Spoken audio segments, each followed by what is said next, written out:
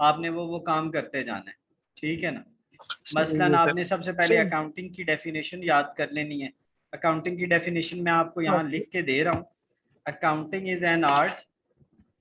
Art बाद में of आप इस recording. Video, accounting is an art of sir record, जी जी बोलो। रिकॉर्डिंग, हाँ मैंने आपकी ये दो वीडियोस जो है ना, फर्स्ट दो ठीक यूट्यूब है। पे देखी थी। जहां से ये प्रॉब्लम सॉल्व होती है ना, यहाँ तक थी वीडियो, मतलब हम्म, इससे आगे नहीं थी वीडियो। वो मैंने ये चढ़ाई ही नहीं मैंने होंगी यार। वो आपने नहीं लास्ट देखी। ईयर जो सेशन था ना, उसके बाद एसटी आ गया था, तो जब मैंने वो स्टार्ट किया तो उन बच्चों ने कहा कि सर आप रहने दें। रिकॉर्डिंग, क्लासीफाइंग, समराइजिंग, अच्छा summarising and interpretation, interpretation irritation. Of business transactions, of business business transaction. Transaction. ये इसकी डेफिनेशन है, ये वीडियो आ जाएगी, देख के लिख लेना। इसको पढ़ना, ये बल्कि यार ये लिखी हुई है ये। Accounting is the process of recording, classifying, summarising and interpretation of the business. ये इसकी डेफिनेशन है, आपने इतना ही याद करना है। ये देखो ये लिखी हुई है, ठीक हो, ठीक है। सही हो। अच्छा अब इम्पोर्टेंट, ये इम्पोर्टेंट क्यों है यार? अकाउंटिंग इसलिए इम्पोर्टेंट है कि जब तक आप चीज़ों को लिखोगे नहीं ना, आपको कोई समझ नहीं आनी कि आपने रिकॉर्डिंग की है, किधर पैसा गया, किधर आया, कितना कमाया, कितना नहीं कमाया, इस टाइम कंपनी की फाइनेंशियल पोजीशन, कंपनी के पास पैसा मौजूद कितना है। तो अकाउंटिंग इस चीज़ में हेल्प करती है। एक्सटर्नल यूजर्स को हेल्प करती है, जो लोग बाहर से कंपनी में इन्वेस्ट करना चाहते हैं, वो शेयर होल्डर्स होते हैं, क्रेडिटर्स होते हैं, एनालिस्ट होते हैं। इंटरनल यूजर होते हैं जो अंदर होते हैं, जो कंपनी के अंदर होते हैं, जो मालिक होते हैं, जो एम्प्लॉयज होते हैं, ठीक है। तो इन दोनों को आपने पढ़ लेना है, ठीक है। सही है। फंडामेंटल ऑफ जो इसके हैं अकाउंटिंग, यानी ये किन की बेस पे अकाउंटिंग जो है खड़ी हुई है। तो प्रोफेशनल एथिक्स, और एक उसने हमें गैप बताया है, जनरली एक्सेप्टेड गोइंग, ये जो है ना, ये इसके बेसिक प्रिंसिपल्स हैं। अकाउंटिंग के ये बेसिक प्रिंसिपल्स हैं कि हमने एथिक्स को लेके चलना है। हमने जो जर्नल एक्सेप्टेड रूल्स हैं उनको, ये जो है ना जर्नल एक्सेप्टेड रूल, ये हमारे नहीं बनाए हुए। ये एक कॉन्फ्रेंस हुई थी बाहर, उन्होंने मिलके तो उन्होंने इसके बनाए। बिजनेस एंटिटी के जो एक मालिक होता है वो अलग होता है और कारोबार अलग होता है, दोनों को मिक्स नहीं करना, इसको कहते हैं बिजनेस एंटिटी। गोइंग कंसर्न होता है कि सही। कंपनी हमेशा चलती रहेगी, जब कंपनी बनानी है तो इस इंटेंशन से नहीं बनानी कि 2 साल के लिए बनाइए और फिर खत्म कर देनी, वो हमेशा चलती रहेगी। मनी मेजरमेंट के, आपने अकाउंटिंग के अंदर उन चीजों को लिखना है जो कि आप मनी में मेजर कर सकते हैं। कॉस्ट प्रिंसिपल ये है कि हर चीज को आपने जितने में वो आई है उतने पे रिकॉर्ड करना है। अकाउंटिंग पीरियड से मुराद है कि 1 साल पूरा आपने देना है और उसके अकाउंट्स बनाने हैं। ये नहीं बाहर 12 बजे के बाद अकाउंट बनाने शुरू कर दो। मैचिंग कॉन्सेप्ट, उस साल की इनकम को उस साल के एक्सपेंस से मैच करना है, ना कि पिछले साल की इनकम को पिछले साल के उसके साथ मैच करना है। रेवेन्यू जब आपको मिलेगा, आपने उस वक्त उसको जो है ना उसके अंदर रिकॉर्ड करना है अकाउंटिंग के अंदर। Conservatism, according to this conviction accountants follow the principle no profit but provided for all possible losses. वो कहता है प्रॉफिट जब तक नहीं होगा तब तक नहीं लिखना, और लॉस जो ही होगा उसको साथ लिखना शुरू कर देना है। उसको कहते हैं सेफ प्लेइंग। फुल डिस्क्लोजर होता है, जितनी भी पॉलिसीज, जितनी भी इंफॉर्मेशन है वो लोगों को बताएं। कंसिस्टेंसी होता है कि अपने प्रिंसिपल्स को कंसिस्टेंटली फॉलो करें। अगर 1 साल एक रूल को फॉलो किया तो अगले साल भी उसी रूल को फॉलो करें। हर वो चीज जो कि कंपनी को इन्फ्लुएंस कर सकती है, कंपनी को इफेक्ट कर सकती है, उसको मटेरियल कहते हैं। मैं आपको एक एग्जांपल दे देता हूँ। अगर एक सीमेंट की फैक्ट्री है और उसमें 10 बैग सीमेंट के फट गए हैं, तो कम सही। सीमेंट की फैक्ट्री को फर्क को नहीं पड़ना, इन्फ्लुएंस को। लेकिन एक घर में जहाँ 100 बैग सीमेंट का पड़ा है, 10 बैग जो है वो फट गए हैं, तो उस घर को तो वो इफेक्ट करेंगे ना। वो कहेगा 10 बैग बिल्कुल। सीमेंट के फट गए। तो ये इसको कहते हैं इन्फ्लुएंस। जो चीज किसी को इन्फ्लुएंस करती है वो उसके लिए मटेरियल होती है, जो नहीं करती वो नहीं होती। डुअल कॉन्सेप्ट, हर डेबिट का क्रेडिट होता है और हर क्रेडिट का डेबिट होता है। Accounting equation assets is equal to liability plus liability, क्या- क्रेडिटर्स को लाइबिलिटी कहते हैं। ठीक हो गया। अच्छा ये इंटरनेशनल स्टैंडर्ड्स, आपको नाम इसका पढ़ लेना, ये कब बना था इसको देख लेना, एक नजर सिर्फ मार लेना यार। ये सारी वही चीजें हैं। Transaction analysis and accounting equation, तो मैंने अभी आपको बताया है कि assets is equal to owners equity plus creditors. Creditors liabilities होती हैं और ऑनर्स इक्विटी मालिकों का पैसा होता है। ऑनर्स इक्विटी किसका पैसा होता है? मालिकों का पैसा होता है, ठीक है। अच्छा, अब रह गई ये transactions.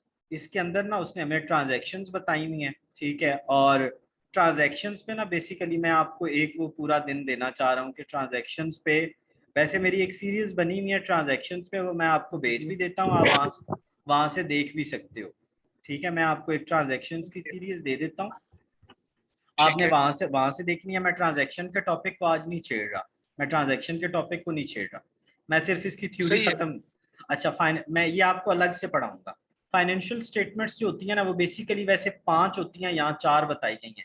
Income statement, income statement को हम ट्रेडिंग प्रॉफिट एंड लॉस भी कहते हैं। इनकम स्टेटमेंट को हम ट्रेडिंग प्रॉफिट एंड लॉस भी कहते हैं, trading and profit and loss. अच्छा, स्टेटमेंट ऑफ ऑनर्स इक्विटी हम बैलेंस शीट को बोलते हैं। नहीं, स्टेटमेंट ऑफ ऑनर्स इक्विटी एक अलग से स्टेटमेंट होती है, और बैलेंस शीट एक अलग से स्टेटमेंट है, और कैश फ्लो एक अलग से स्टेटमेंट है। ये कैश फ्लो क्या बताती है, कंपनी में इस साल कितना कैश आया कितना गया। बैलेंस शीट ये बताती है कि आप कंपनी की जेब में इस टाइम कितने पैसे हैं, कंपनी की जेब ठीक है। में इस टाइम कितने पैसे हैं, कितने एसेट्स हैं, कितनी लाइबिलिटीज हैं, कितनी ऑनर्स इक्विटी है, इस टाइम पे क्या पोजीशन है, वो बैलेंस शीट बताती है। इनकम स्टेटमेंट बताती है कि पूरे एक साल में 12 महीने में 365 दिनों में मुनाफा कमाया या नुकसान कमाया है, नुकसान हुआ है या, ये इनकम स्टेटमेंट बनाती है। और सही। स्टेटमेंट ऑफ ऑनर्स इक्विटी बताती है कि मालिकों का कितना हिस्सा है, कितने उन्होंने पैसे इन्वेस्ट किए, कितना उनको प्रॉफिट हुआ या लॉस हुआ, और कितने उन्होंने ड्राइंग्स की, कितनी उन्होंने ड्राइंग्स की। ये सारी वही प्रॉब्लम्स हैं। अच्छा, analysing and recording the transaction. Assets क्या होते हैं, ये इसकी डेफिनेशन है, इकोनॉमिक रिसोर्सेज। एसेट्स क्या होते हैं, इकोनॉमिक। इकोनॉमिक रिसोर्स, ये उसकी मिसालें हैं। अच्छा, लाइबिलिटी क्या होती हैं, क्लेम या डेट। इसकी इसकी एक लफ्ज की डेफिनेशन है, क्लेम या डेट, कर्जे, ठीक हो गया। अच्छा, ठीक। इक्विटी अकाउंट किनको बोलते हैं, capital. Investment by the owner को हम इक्विटी कहते हैं, इन्वेस्टमेंट बाय द ओनर को हम इक्विटी कहते हैं। और इक्विटी में मेजर चीज कैपिटल आता है, मेजर चीज कैपिटल आता है। रेवेन्यू क्या होता है, रेवेन्यू बेसिकली इनकम को बोलते हैं, वो पैसा जो इनफ्लो हुआ जब हमने चीजें बेची, जब हमने चीजें बेची तो जो पैसा इनफ्लो हुआ उसको हम चैंपियन क्या बोलते हैं, रेवेन्यू। और एक्सपेंसेस आउटफ्लो, जब हम एक्सपेंस, ये रेवेन्यू जनरेट करने के लिए जो पैसा हमने बहाया, जो पैसा हमने लगाया, उसको हम एक्सपेंस बोलते हैं। देखो, आपने अगर एक दुकान बनाई हुई है तो पहले पैसा आउट करोगे तो बाद में पैसा इन होगा ना। पहले दुकान, कपड़े की बिल्कुल। दुकान है, पहले कपड़ा खरीदोगे तो वो कपड़ा सेल करने के लिए जो आपने खर्चे किए उनको हम क्या बोलते हैं, एक्सपेंसेस बोलते हैं। क्या बोलते हैं, एक्सपेंसेस बोलते हैं। अच्छा, अब जब एसेट बढ़ेंगे तो डेबिट, कम होंगे तो क्रेडिट, लाइबिलिटी बढ़ेगी तो क्रेडिट, कम होगी तो डेबिट, इक्विटी बढ़ेगी तो क्रेडिट और कम होगी तो डेबिट, रेवेन्यू बढ़ेगा तो क्रेडिट, कम होगा तो डेबिट, एक्सपेंस बढ़ेगा तो डेबिट, कम होगा तो क्रेडिट। एक्सपेंस और एसेट्स एक नेचर के होते हैं, लाइबिलिटी, इक्विटी और रेवेन्यू एक नेचर के होते हैं। लाइबिलिटी, इक्विटी और रेवेन्यू ये दरमियान वाले एक नेचर के होते हैं।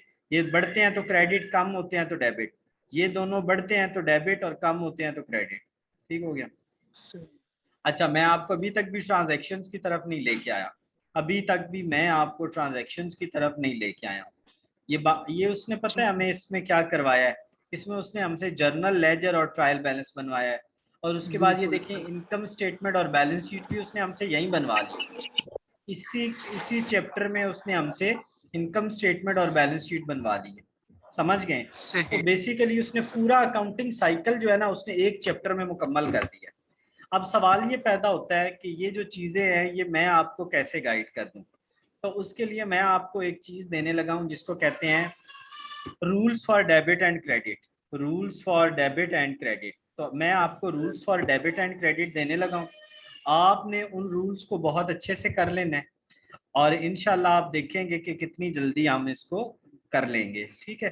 कल से फिर हम इनकी प्रैक्टिस स्टार्ट करेंगे। देखें, सबसे पहले ये है बैलेंस शीट, ये है बैलेंस शीट, ये बैलेंस शीट में एसेट्स हैं और ये लाइबिलिटीज हैं। Cash, bill receivable, stock, investment, land, building, plant, machinery, furniture, fixture, goodwill, patents, ये सारे क्या हैं, ये सारे क्या हैं, ये सारे हैं, ये सारे एसेट्स हैं। ये सारे क्या हैं, एसेट्स हैं। ऐसे। सारे क्या हैं, एसेट्स हैं। इनको आपने याद करना है। ये लाइबिलिटीज हैं सारी, ये सारी क्या हैं, लाइबिलिटीज हैं। लाइबिलिटी। अब आपको पता होना चाहिए कि जब एसेट बढ़ता है तो डेबिट, कम होता है तो क्रेडिट, जब लाइबिलिटी बढ़ती है तो क्रेडिट, जब कम होती है तो डेबिट। ठीक हो गया। पहली बात आपने अब ऊपर उनको भी याद करना है और इनको भी याद करना है। अच्छा, एक्सपेंसेस ठीक है। हमेशा डेबिट, एक्सपेंसेस हमेशा डेबिट, इनकम हमेशा क्रेडिट, ड्राइंग्स हमेशा डेबिट, कैपिटल हमेशा क्रेडिट, डिस्काउंट अलाउड डेबिट और discount receive credit, discount. Sales return बिल्कुल। डेबिट और purchases return credit, purchases debit, sales credit, cash inflow debit और आउटफ्लो क्रेडिट। ये rules हैं डेबिट एंड क्रेडिट के, ये रूल्स हैं डेबिट एंड क्रेडिट के, ये रूल्स हैं डेबिट सर एंड क्रेडिट के। अब एक और चीज मैंने आपको बतानी है और वो ये है। सर एक जी बोलें। सर इनकम जो होती है वो तो बेसिकली मेरे पास आ रही होती है, यही लेकिन फिर मैं जब उसको हम स्टूडेंट क्रेडिट था ना, हाँ वेरी गुड, चलो ये आपने अच्छा सवाल किया, मैं आपको बताता हूँ। कैश रिसीव्ड, मैं जब स्टूडेंट था ना मैं भी यही सोचता था क्या, तो लेकिन वो मुझे बाद में पता लगा कि यार ऐसे क्यों है। कैश रिसीव ना, बल्कि लिखो interest, cash receive due to interest, due to interest. मुझे ये बताओ कैश जब आता है तो वो डेबिट होता है या क्रेडिट होता है? सर डेबिट होना चाहिए उसको। कैश डेबिट हो गया, डेबिट किसकी किसकी वजह से आया? जो हमने काम किया कुछ। नहीं नहीं यार, इंटरेस्ट की वजह से आया। किसकी वजह से आया? अच्छा ये इंटरेस्ट की वजह। इंटरेस्ट। जिसकी वजह से कैश आना है ना, उसको हम जी इनकम जी। कहते हैं। आप समझे हो?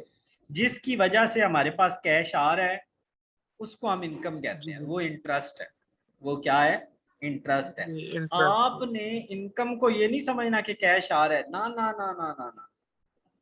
इनकम वो अच्छा। चीज है जिसकी वजह से कैश आ रहा है, इनकम कैश नहीं ठीक है। है। मैं जब स्टूडेंट था मैं भी सही। यही सोचता था कि यार ये अच्छा। क्या।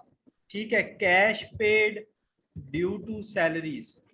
अब ये मुझे ये बताओ ड्यू टू, मैं यार मुझे समझ ही नहीं आती थी कि ये क्या मुसीबत क्या है।